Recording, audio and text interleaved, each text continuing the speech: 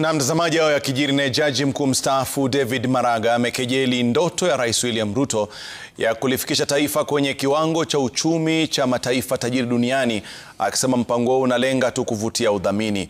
Maraga amemtaka rais kuzamia suala la kukomesha ufisadi serikalini iwapo anataka Kenya kuafikia maendeleo yanayotazamiwa. Ben Kiroi anaarifu zaidi.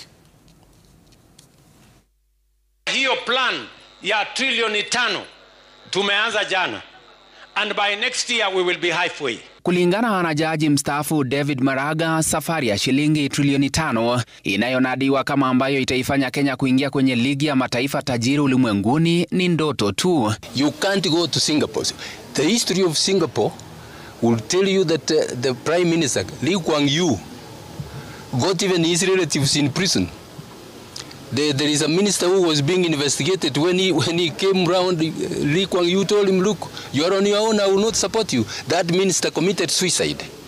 Who, as the president, told that he will not support him. David Maraga akikejeli ahadi ya Rais William Ruto ya kuifanya Kenya kuwa kama mataifa ya Singapore, Malaysia na Hong Kong, akisema kuwa ni maneno matupu yasiyo na msingi.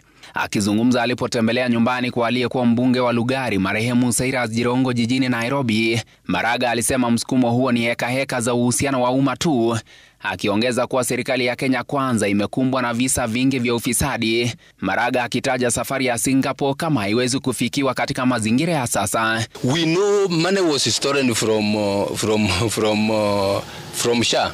Have you had anybody being taken to court? Have you had anybody being taken to court in all these cases where money has been paid to go to schools under this, and then somebody comes and tells you that he's going to go to Singapore?